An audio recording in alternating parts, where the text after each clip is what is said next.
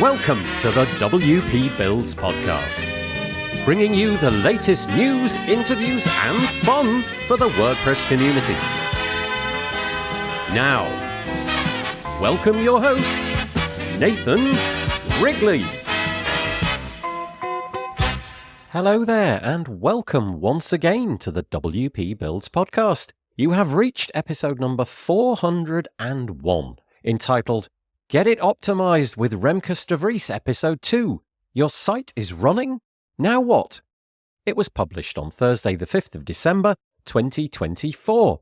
My name's Nathan Wrigley, and before we join Remkus, a few bits of housekeeping. The first thing to say is that if you are still hoping, scrabbling around, trying to get some Black Friday deals, well, there are still some on our Black Friday page, wpbuilds.com/black. Some of them have gone, many of them certainly have, but it's well worth checking out. You never know. You might be able to find some of the deals which are hanging on for a little bit longer. If it's on the page, the deal should still be live. wpbuilds.com/black. The other thing to say is that if you would like to get your product or service out in front of a WordPress-specific audience, which we most definitely have, why not go to our advertise page, wpbuilds.com/advertise, and see how we can help you get in front of the audience that you so richly deserve. Once more, wpbuilds.com/advertise. 3 companies that have done that and help put on the WP Builds podcast this week are GoDaddy Pro. GoDaddy Pro, the home of managed WordPress hosting that includes free domain, SSL, and 24/7 support. Bundle that with the Hub by GoDaddy Pro to unlock more free benefits to manage multiple sites in one place, invoice clients, and get 30% off new purchases. Find out more at go.me/WP Builds. We're also joined by Bluehost. Bluehost, redefine your web hosting experience with Bluehost Cloud. Managed WordPress hosting that comes with lightning-fast websites, 100% network uptime, and 24/7 priority support. With Bluehost Cloud, the possibilities are out of this world. Experience it today at bluehost.com/cloud. And we're also helped out by Omnisend. Omnisend, do you sell your stuff online? Then meet Omnisend. Yes, that Omnisend, the email and SMS tool that helps you make $73 for every dollar spent. The one that's so good, it's almost boring. Hate the excitement of roller coaster sales? Prefer a steady line going up? Well, try Omnisend today at omnisend.com. And sincere thanks go to GoDaddy Pro, Bluehost, and Omnisend for their ongoing support of the WP Builds podcast.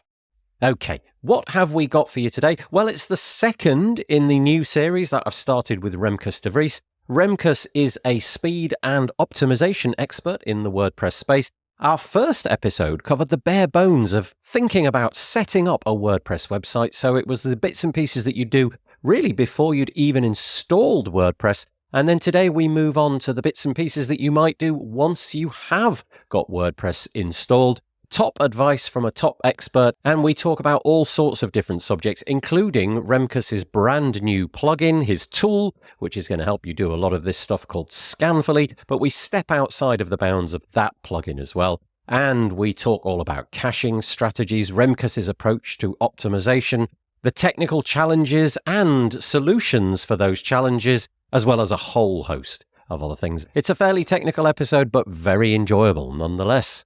I hope that you enjoy it. I am joined on the podcast once again by Remkus de Vries. Hello, Remkus. Hello. If only you could see what I can see. Remkus has the most beautiful setup, and Remkus has actually been, he's been fairly influential. I have decided to make my setup a little bit like his, because not only do I want to copy his newsletter every week, but I also want to copy his room. So dear listener, if you watch This Week in WordPress very soon, my setup will look exactly the same as Remkus's. And I welcome it. Yeah, well, thank you. It's so nice. Sorry, though, most people are listening to this on audio. In fact, that's the only way you can consume this. But it is really nice, I promise you. Where are you at the minute, Remkus? Back home in my lovely studio in Friesland, the Netherlands. If you've been in WordPress for any length of time, you'll know Remkus. He's been there, done that, basically. We did a show of like a few months ago. This was the first part of this series. We're calling this kind of like the optimization show, if you like. There is a different name, but that's kind of the thrust of what we're doing. Episode 1 will be linked in the show notes, so go and listen to that because it kind of provides the bedrock for what we're talking about today. But Remkus, for those people that don't know you, just give us your quick potted bio. Well, it's an ever-changing bio, but the current version is co-founder of Scanfully, WordPress performance specialist, and I run a WordPress-related weekly newsletter on WordPress news and WordPress tools, as well as a podcast about the people behind our wonderful community. It's really helpful that you put your newsletter out on a Friday because then it gives me Saturday and Sunday to steal everything. I know, right? Yeah, that you put in there ready for Monday, my show. It's really helpful. Thank you. So the endeavor today is to talk through a little bit of extension of what we did last time. But let's just concentrate on your Scanfully thing first. And at the risk of this sounding a bit like an advert, just tell us what it does. And then we'll talk roadmap quickly as well. So Scanfully is a performance and site health monitoring tool for WordPress. That is the TLDR, meaning we have a bunch of features that scan your site for its health that we can measure from the outside as well as the inside. We have an activity log. We have SSL monitoring. We have uptime. We have performance scanning. There's a whole bunch of stuff we're going on, and there's even a lot more to be added. Tell us about the roadmap then, because we just had a chat before we hit record, and it was quite nice. There's quite a few nice features coming. So I think it's probably the best just to focus on the most immediate roadmap. Okay. Meaning the next, let's call it 6 months. We are going to extend everything we currently have. Meaning, for instance, if you have an uptime monitoring or performance monitoring tool somewhere else, they'll just ping your front page, and that'll be it. We're going to add priority pages to that, meaning we're not just going to scan your front page, but your important landing pages, your checkout, checkout is hard, but product pages and stuff like that. So we're expanding on that, and we're very much expanding all the stuff we're adding to our activity log. And lastly, we'll introduce an entirely new feature, which is content health. And that's essentially a feature that is as wide and as broad as you can possibly think of it. So anything and everything having to do with your content being healthy, meaning broken links. We'll make a distinction between internal, external, embeds, images not loading, CSS files being called for but not actually there. That type of stuff. So quite broad, but the goal for you to find out what it is you need to do to make your site healthy again and thus performant. So kind of matches perfectly what we're talking about today. Just a quick one, because it's a fairly new product. I know it's been out there for months now, but because it's fairly new, are you still in that kind of phase where you're taking product roadmap ideas from your customer base? Not that journey never ends, but it always feels like if you get in early with something, you've got much more of a voice in the way it goes. Yeah. So most of the features that we have defined on our immediate roadmap are features that we have defined ourselves already. Meaning, if we look at site health, if we look at performance monitoring, we know the things we would like to see. And we, being Barry and I, my co-founder and I, in our experience, I've been doing WordPress for 20 years and Barry about as long as well. So we've done a lot of agency type of stuff. You know the clients, you know the types of things they would want to do, want to check, want to know, all of these things. And we've brought that into one tool. But in terms of features enrichment, we are very much listening to whatever clients have as feedback. Yes. Okay. So Scanfully. I'll put a link in the show notes, but just drop the URL for everybody. Scanfully.com. Nice and simple. Nice. Yeah. Pretty good that you got that name, actually. I would have fully predicted that wouldn't have been available. I don't know if you had to reach into your pockets for that or if it just happened to be. We did. Oh, I see. Okay. Yeah. Yeah. Yeah. Oh, darn. Yeah, Worth it. Worth every penny, I'm sure. We've brainstormed so many different names, and this is one we ended up using. But everything you look at is taken already. It's just there's no edges on that. Yeah, it's a hot topic. So it's more like, hopefully this one is doable, and this one was doable. So go check it out, scanfully.com. Pause the podcast, go and have a look, and then come back. Last time, like I said, the first installment, if you like, of this mini series, whatever you want to call it, within WP Builds, is all about site optimization and speed. And in the first episode, Remkus laid the groundworks for basically what you need to do as the first task before you get your website up and running. Do you just want to paraphrase, honestly, literally in a sentence or a handful of words? What did you say in that episode, just so that we can catch up? So most people, let me rephrase. So most people think of optimization as something they just kind of have to do at some point because stuff needs to be faster. The problem there is that you're generally doing it at the end of the whole project. And I've mostly focused on getting the mindset right in terms of where do you actually put the focus of performance, and that should be the performance check should be done before you even build. So when you look at your hosting, when you look at the stuff that you use, whether that's a full site editing theme or a page builder, all come with a cost, right? So instead of just doing what you always done because that is your routine, I invite you to regularly check what you're doing, what the impact of that is, and if there are better, more performant, more versatile solutions out there. And I promise you there are. Nice. Okay, so there's the bedrock. Once you figured out your hosting and the basics of your WordPress website, now we're talking about extending it, which I think most people will imagine we're going to talk just about plugins, but I think you've got a little bit more under you. So extending means from your base WordPress site, you start filling out the functionality your client needs, whether either by a custom code or an existing plugin. And the same presumption that is made with just doing your optimizations at the end is also being used in extending your site. So there's not a lot of people who actually look at your site, build it, start building it, have the base functionality in there, and then go like, okay, but the client needs landing pages and it needs to have forms and all this and that, but then actually measures that. So there's different ways of doing landing pages. There's different ways of using different types of forms, and all have their benefits, but all have their costs. And if you're not measuring what you're actually doing or the choices that you made, and looking at the impact of what they have, then you're doing the same thing again in choosing the incorrect hosting or choosing a page builder, for instance, that just slows your stuff down and just complicates, locks in, does all the things in a unnatural way to WordPress.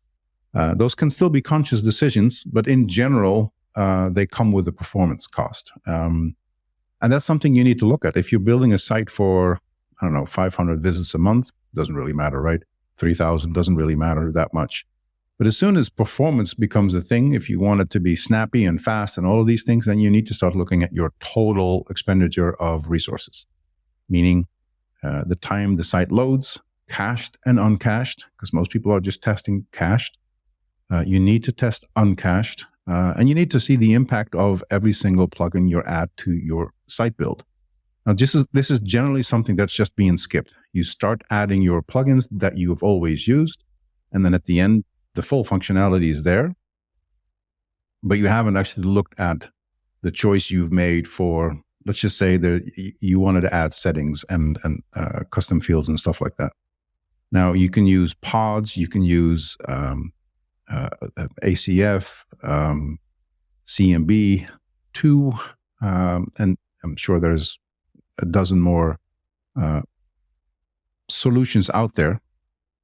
But every single one of those solutions has its benefits, its ways of working, which you may prefer or not, but it also has a performance cost. My favorite tool for that particular functionality, for instance, is ACF. Well, what I don't do is I don't leave the settings in the database. You can configure it in the database, right? You configure all the extra fields that you need and make that whole perfectly through the UI. But once you're done, you should export the code, put it in your site plugin, a dedicated plugin for your site, and then remove whatever's in the database. Because if you can load it in the plugin, it is always going to be more performant than having everything stored in database. It just makes sense to, if I don't have to hit the database, that is a win. But that's one of those things where people just go on automatic and just configure everything and then move it along. Next task. But this is something that you should want to double check. Which reminds me, one of the things we're adding to Scanfully in Q1 as well is profiling. So you'll get to profile your performance of your site, meaning you can say, you can determine how many milliseconds, nanoseconds even it takes for a particular plugin to load. So you can see what the impact of that particular plugin. But also, hey, what if I turn on this setting inside the plugin? Will I see a difference in load time? And oftentimes you'll see a difference. So that type of profiling is something you need to add to your stack in terms of helping you determine what is the most performant version of my setup here. I guess what we're talking about here is, we are in the sort of nerdy end of things, but if you, as you said, if you've got a mom and pop store, which is getting 3 hits a day, this is kind of irrelevant, right? But if you are hoping to sell, I don't know, a website into the enterprise, or you've just got a client that, I don't know, during Christmas in the local area gets hundreds and hundreds of hits simultaneously, not only does this stuff start to matter, but it's basically the difference between them succeeding and falling flat on their face. Yeah. So yes, there is technically a difference between your mom and pop site and a site that's actually making money and thus, becoming mission critical. I would argue that the mindset of the latter needs to be your mindset for all. Perhaps not to the extreme, but it is the mindset that I'm talking about, that performance is not an afterthought. Performance is I'm starting with performance in mind, and as I'm building, I'm continuously measuring the impact of my choices, because I want to have my site load obviously within 1 second, but preferably within 500 milliseconds.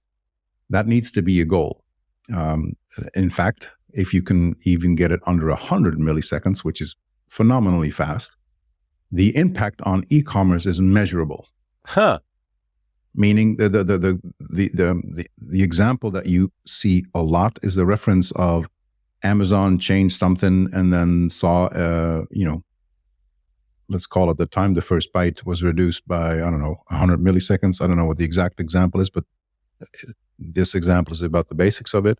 That change in responsiveness and it's there, that yielded a higher revenue once implemented.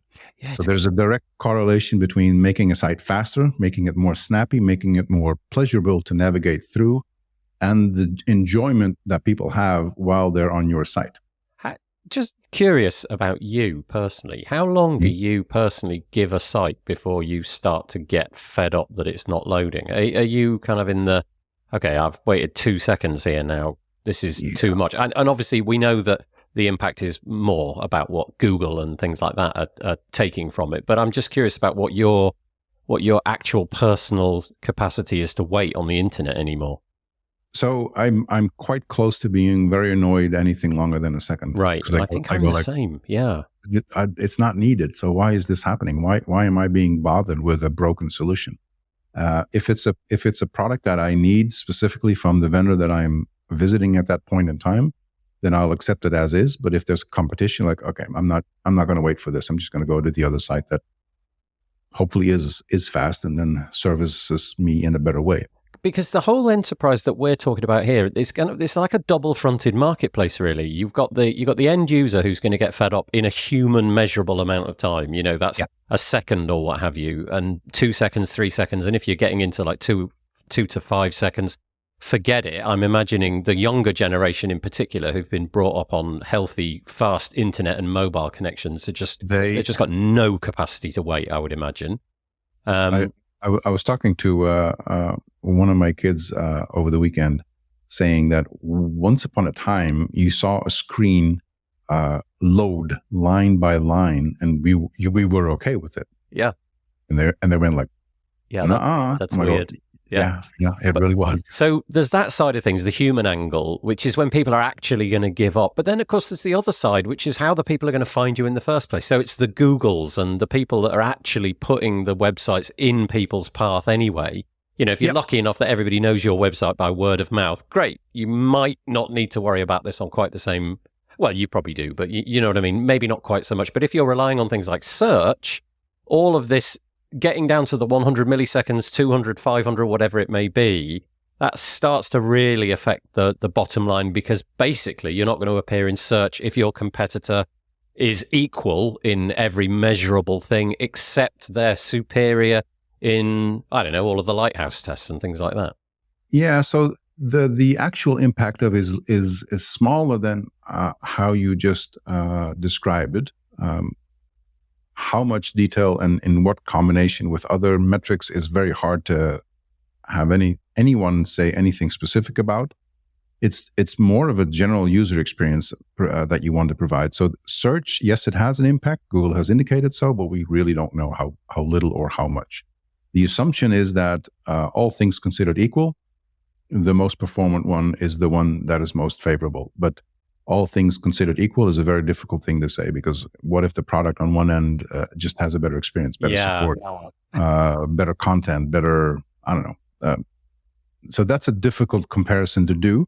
The only thing we know for certain is the faster your site is and the snappier it is, the better it's represented in both user experience, search results, favorability, likability, all of these things that you actually want. So the more you focus I want to make my site fast because the end user will appreciate it way more than a slow one, that is the better mindset than to say, I got to make it fast for Google. That's less, it's important to make it fast, but have your motivation be towards making the visitors happy versus making Google happy. Because Google will be happy when the visitors are happy. That's basically how they work. Yeah. So if, obviously, we could send everybody directly to Scanfully, and, you know, once the roadmap is complete in the not too distant future, then you'll be able to do all of this kind of stuff over there. But let's say that we're talking to people who don't have Scanfully but still want to pursue these endeavors and make it kind of muscle memory, that part of the website build is to, okay, performance is a first relation. It's right up there with SEO. It's right up there with accessibility and all of that. Performance matters. How are you doing this? How are you actually doing the measurements outside of Scanfully, regretfully? Yeah. So there's a whole array of plugins that you need to combine. But Code Profiler, specifically the pro version of that, that's an interesting plugin because once activated, gives you a profile, gives you an insight into what a particular plugin does. We want to service that natively inside Scanfully, but if you don't have Scanfully, that's a plugin to look at. Query Monitor is also a good plugin to look at. It will tell you literally, this is my query. We've monitored it.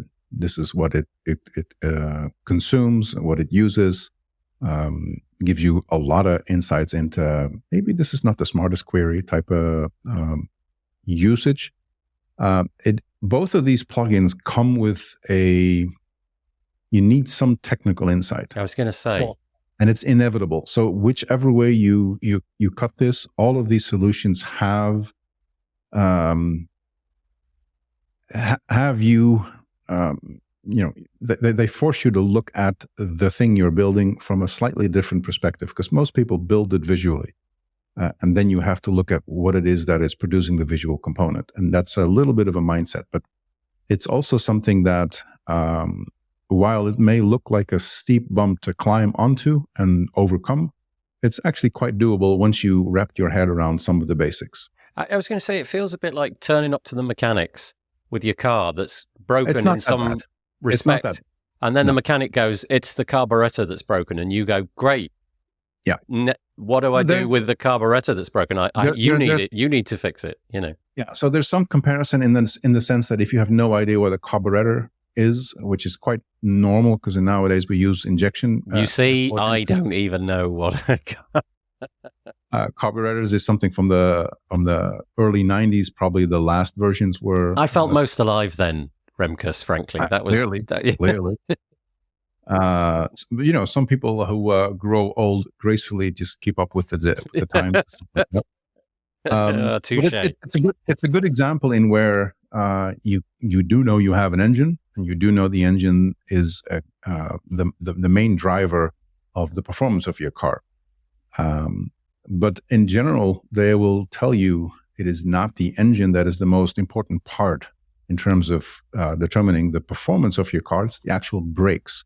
And maybe not even the brakes, it's the tires. Because if the brakes are good, but the tires are crap, you're not going to use your brakes as effectively. So it's a more understanding which components work together and do what. So it's not just the engine. So it's not just your PHP version or your configuration of WordPress. It also is your brakes. It is also your tires. And some would even argue it's possibly the way your steering wheel is connected as directly to your tires and steering as close as a connection as possible, which is why sports cars have a very direct conversion of your steering wheel, changing of tires. So all of these components you kind of know, but you need to think about it. Yeah. And this is what I'm saying is start thinking about it. Start thinking how things are correlated. If you're loading a bunch into the browser, it's going to do more. It's going to need more time to process the thing you wanted to load into the browser. We can make that example very simple. If you're loading a 25 MB picture to be displayed at 250 by 250 pixels, you can easily understand that that's loading a lot for very little screen estate. Now, if I have an optimized image for that, 250 by 250 pixels, if that's more than 100 kilobytes, that's a lot. It's probably already a lot less. So just understanding those differences and the choices that you make, and I'm staying with the analogy of the car because I really like cars, so that's an easy one to explain. I so wish I hadn't trodden on that landmine. No. But yes, to understand that there are various components that play together to determine whether something is performant, yes or no. That is my main goal with these series, for you to understand. It is not just your hosting. It is not just the choice of where do I build the actual site in, and it's not just the choice of the plugins that you use. It's which plugins, which page builder, which hosting combined together that determines whether you have a fast and performant site. I guess one of the things, though, is that if you are in WordPress, and a lot of people are in WordPress just because it's a convenient CMS which is lying around and it's completely free to use. And so they get on board and then they discover this whole plugin architecture and it's like, oh, wow, can do all these things. Yeah. But there's no sort of technical understanding of how anything's going on. So obviously we're trying to tackle that a little bit here. But the image one is like really easy to grasp because you can see it. Look, there's the actual image. It's really wide. I can see that it's never going to be used and the browser is just squashing it down, which is totally unimportant. And, I should lose that and replace it with a smaller one. But then we get into things like, the query that's going on and all of that. And suddenly we're into the realms of, well, I don't know how to do this. So we're either going to be learning ourselves, and where do we do that? Or we're going to be employing a developer to sort of take that burden on. Or, you go somewhere like Scanfully, which I'm imagining at some point will have a knowledge base of helpful articles and things like Correct. that. But what do you do to say, when you talk to novices who are just using WordPress because it's lying around and it's free, what's the sort of best advice? Where do you advise them to go learn? Who do you advise them to watch on YouTube apart from yourself? So first and foremost, it starts with you understanding that all of these choices that we've referenced so far together determine the actual performance that you see. Now, if you're then wanting to tackle all the things that you find are slowing down your site, and it's something that maybe you inherited the site, right? And you need to maintain it from going forward, and you're absolutely stumped in how do I make this actually faster?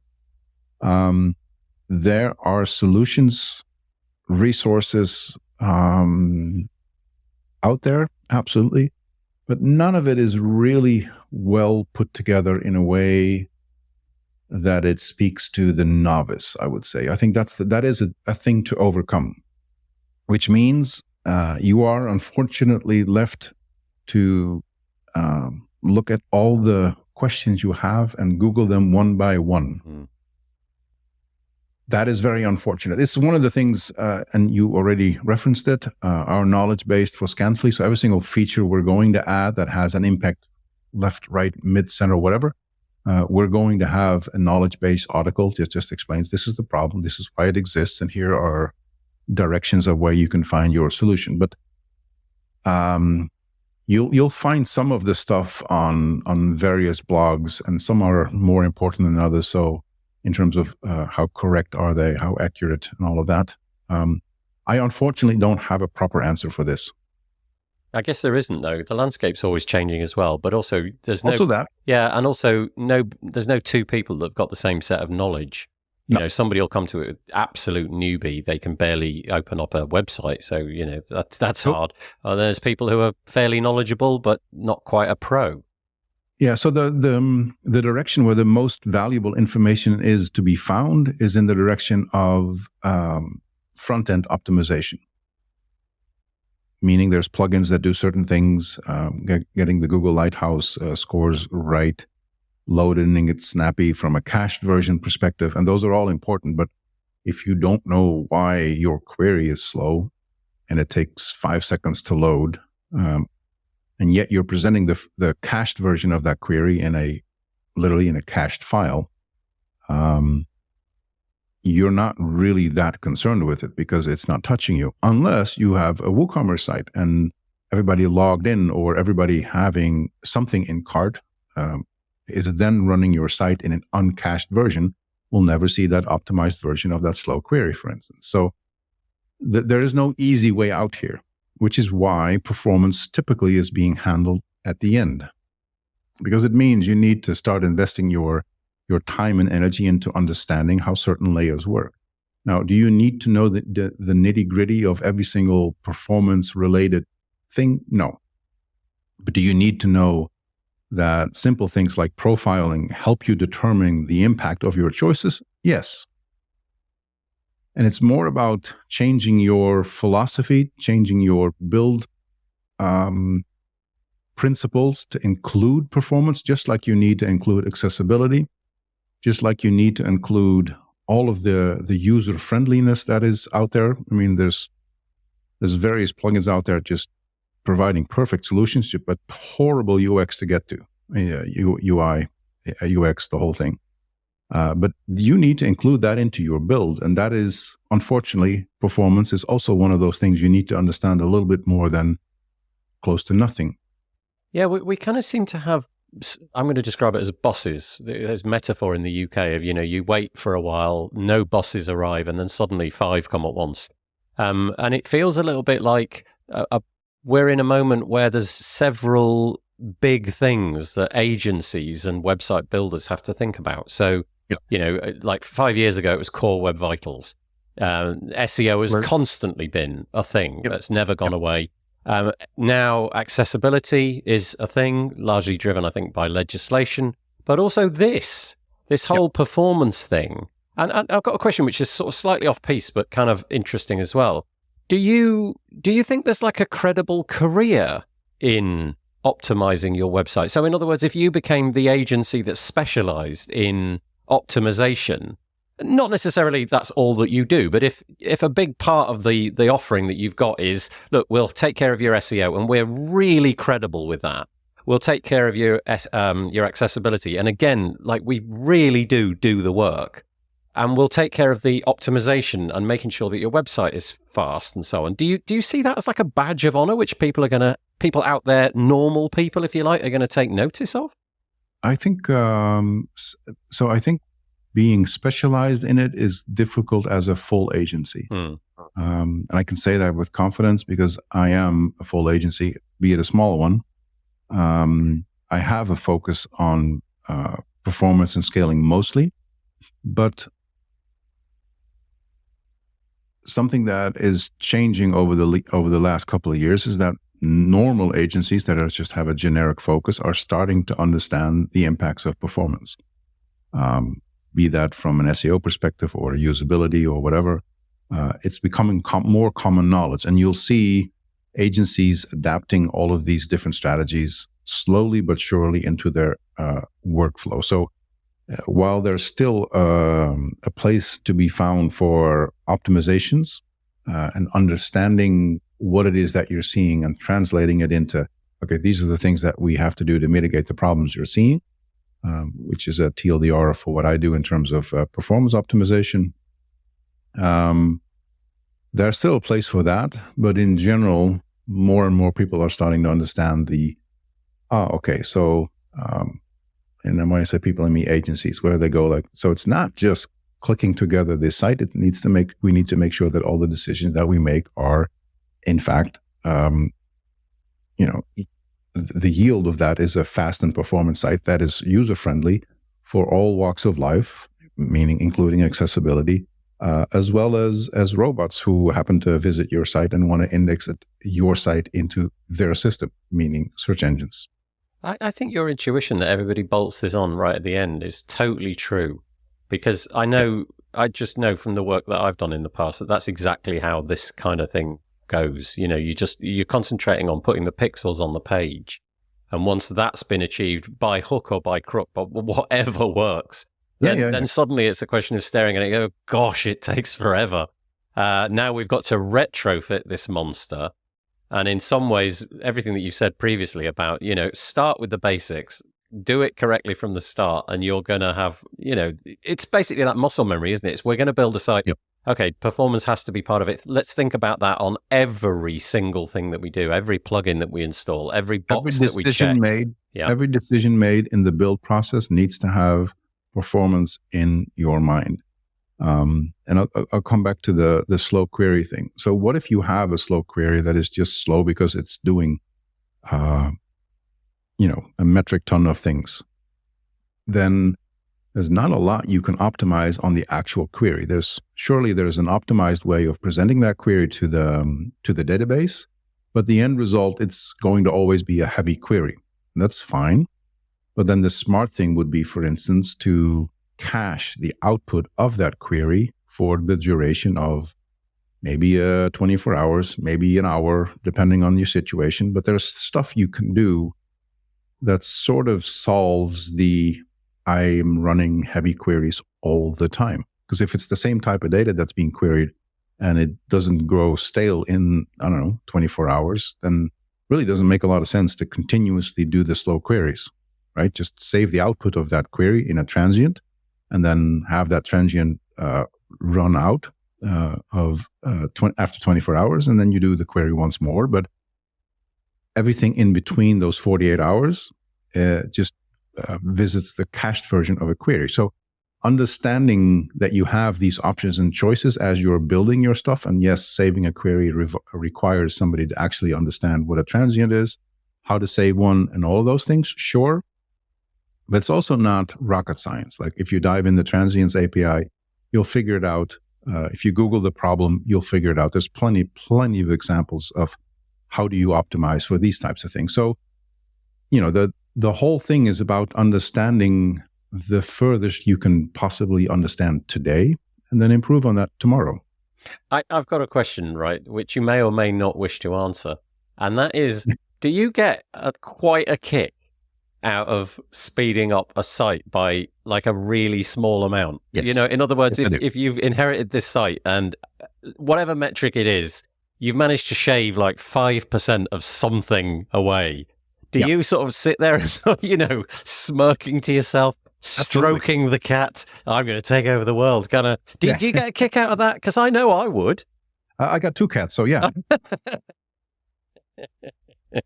But seriously, is this the kind of stuff that, it keeps you awake at night and gives you real satisfaction when you get it right? Because there's something in that, isn't there? There's something about that. You have to have, I think, a little bit of that personality type to be as fussy as you need to be to get this stuff right. Yeah. And I think that's amazing.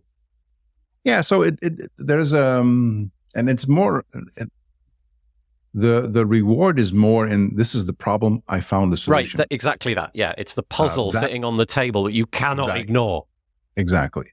So I don't build many mom and pop sites anymore because I don't have a challenge in that. I've built possibly thousands over the past 20 years.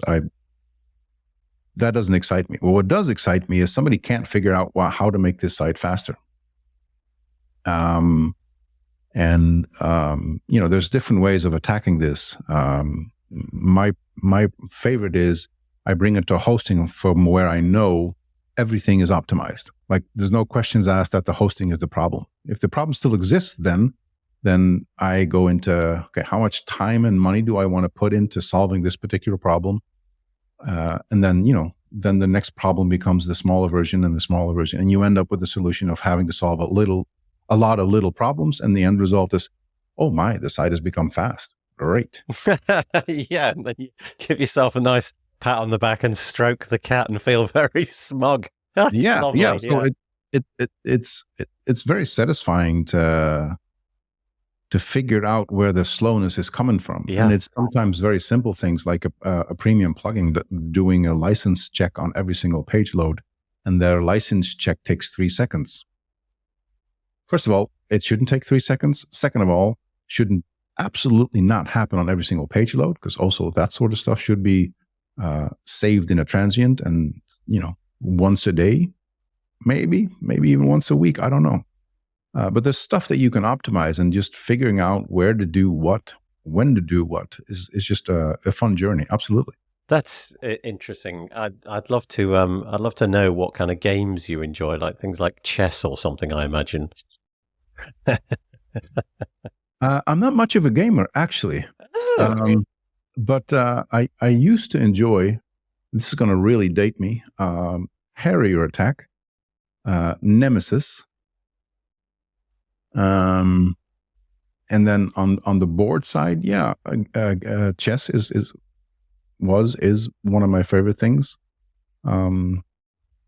It's don't worry, it didn't date you as much as my carburetor comment. Well, actually, the reference I made, Harrier Attack, is the late 80s. I do remember that game. I was never much of a gamer. I was used to stand over people's shoulders and think, like, this is going to make me seem like some sort of dreadful curmudgeon, but I always used to think, there's so many better things to do with my time. And that's how I see it now. Yeah. I get the argument that if you're a gamer, certainly if you're an online gamer nowadays, it sharpens your problem solving skill set. Absolutely, it does. I just love to do that with different things that benefit me as I'm doing it, because it's not just a skill that I want to sharpen. I want to get the knowledge while I'm sharpening the skill. So if, unlike Remkus, you don't enjoy problem solving and you'd rather just hand it off to somebody else, well, there's Remkus to talk to. You can find his details over at scanfully.com. So go there, scanfully.com. And if you just want to install the plugin and hopefully offload a lot of this stuff so that you don't have to do it, again, scanfully.com. Go check it out. Remkus, thank you so much for chatting to me today. I appreciate it. You're welcome. Happy to be here. Well, I hope that you enjoyed that. Very enjoyable chatting to Remkus today. If you've got any commentary, head over to wpbuilds.com, use the search feature and search for episode number 401 and leave us a comment there. We would really appreciate that. The WP Builds podcast is brought to you today by GoDaddy Pro. GoDaddy Pro, the home of managed WordPress hosting that includes free domain, SSL, and 24/7 support. Bundle that with The Hub by GoDaddy Pro to unlock more free benefits to manage multiple sites in one place, invoice clients, and get 30% off new purchases. Find out more at go.me/WP Builds. We're also joined by Bluehost. Bluehost, redefine your web hosting experience with Bluehost Cloud. Managed WordPress hosting that comes with lightning-fast websites, 100% network uptime, and 24/7 priority support. With Bluehost Cloud, the possibilities are out of this world. Experience it today at bluehost.com/cloud. And we're also helped out by OmniSend. OmniSend, do you sell your stuff online? Then meet OmniSend. Yes, that OmniSend, the email and SMS tool that helps you make $73 for every dollar spent. The one that's so good, it's almost boring. Hate the excitement of roller coaster sales? Prefer a steady line going up? Well, try OmniSend today at omnisend.com. And sincere thanks go to GoDaddy Pro, Bluehost, and OmniSend for their ongoing support of the WP Builds podcast. Okay, that truly is all that we've got time for. I'd love to see you for our This Week in WordPress show. Spread the word. It happens at 2 p.m. UK time every single Monday at the URL wpbuilds.com/live. We'd love to have you there with some comments. If we don't see you there, maybe in your podcast player of choice, you'll have put WP Builds ready for the episode which will drop next Thursday. Okay, that really is it. Only time to fade in some cheesy music and say, stay safe, have a good week, bye-bye for now.